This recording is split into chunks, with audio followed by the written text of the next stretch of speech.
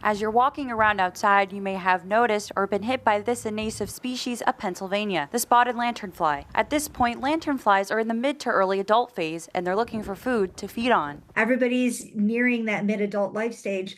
And so they're getting closer to reproduction. They tend to mate and reproduce starting in September, but really going through till we have a couple of freezes. Spotted lanternflies are hitchhikers, flying into new areas such as vineyards or near railroad lines, which is happening here in Lycoming-County. Dr. Julie Urban, Pennsylvania University Entomology Associate Research Professor, says spotted lanternflies tend to move along with people and our things. The insects do not evenly distribute themselves in an area since they feed on tree of heaven and grapevines, always looking for the most attractive source of food. We also see even in areas where we've had high infestations, they seem to show preferences for certain individual trees compared to others, even of the same species. Although Dr. Urban tells us it's hard to predict how lanternfly populations are going to be, she's seeing an increase this year compared to last year. In areas where the population was going down last year, officials at the Penn State Extension are seeing an uptick, which is also somewhat driven by the weather. But in terms of later season, given that there's so many different hosts that are available for lanternfly to feed upon,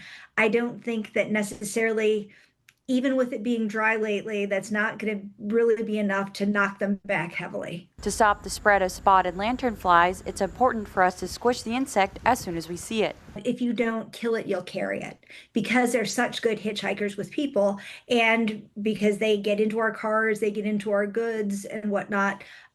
We don't want folks to transport them into new areas. Other ways people can stop the spread at home is by setting up traps or spraying. Mackenzie Aucker, Newswatch 16.